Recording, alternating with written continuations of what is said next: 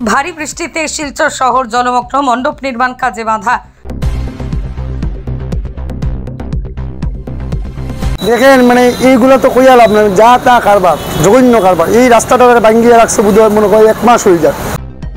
ভারী বৃষ্টিতে শিলচর শহর জলমগ্ন, মণ্ডপ নির্মাণ কাজে বাধা। দুদিনের ভারী বৃষ্টিপাতের ফলে শহরের হাইলাকান্দি রোডের ন্যাশনাল হাইওয়ে পয়েন্ট জলমগ্ন। একইভাবে সোনাই রোড, ইন্দ্রেরা সরণি, চিত্তরঞ্জন অ্যাভিনিউ, লিংক রোড সহ শিলচর শহরের বিভিন্ন এলাকা কৃত্রিম বন্যায় প্লাবিত। প্রাণীর ঝুঁকি নিয়ে যাতায়াত করতে হচ্ছে যাত্রীবাহী গাড়ি সহ পথচারীদের। জল নিষ্কাশনের ব্যবস্থা উন্নত মানের না হয় বৃষ্টি হলেই জমা জলের সমস্যায় ভুগতে হয় শহরবাসী সহ আমজনতার। জলের তলায় রাস্তা চলে যাওয়ায় অসুবিধার মুখে পড়তে হচ্ছে স্কুল কলেজের ছাত্রছাত্রী সহ স্থানীয়দের। পাশাপাশি ট্রাফিক সমস্যার সম্মুখীন হতে হচ্ছে।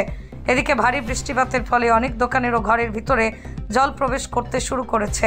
এছাড়াও সপ্তাহ 10 দিন হাতে রয়েছে দুর্গোৎসবের। মণ্ডপগুলির কাজে বাধা হয়ে পড়েছে বৃষ্টি। শিল্পীরা দুশ্চিন্তায় পড়েছেন।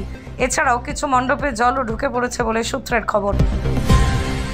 দেখেন এইগুলো তো কইয়া লাভ না, যা তা কারবার, জঘন্য কারবার। এই রাস্তাটা ভাঙ্গিয়ে রাখছে বোধহয় মনে হয় 1 মাস হয়ে যায়। কেউ লোকে কোনো ঠিক নেই। এই যে জলটা হয়েছে, সকাল থেকে জল হয়েছে, সকালবেলা তো আরও জল আসলো। এই যে বাচ্চারা স্কুলও যার কীভাবে যাইতো, বা প্রশাসনে যে একটা ট্রাফিক নাই, একটা আটকাইবার মতো কিচ্ছু নাই। এই গাড়ি মানুষের কাজে কামে 1 ঘন্টার জায়গায় 2 ঘন্টা লাগে, 10 মিনিটের জায়গায় 15 মিনিট লাগে। আর লিঙ্ক রুটের তো কী সমস্যা, এটা মনে করি জীবনও সলভ হইতো না। এইগুলা করার লাগে প্রশাসন না, এইগুলা পাবলিক এক না হইলে কিচ্ছু হইতো না।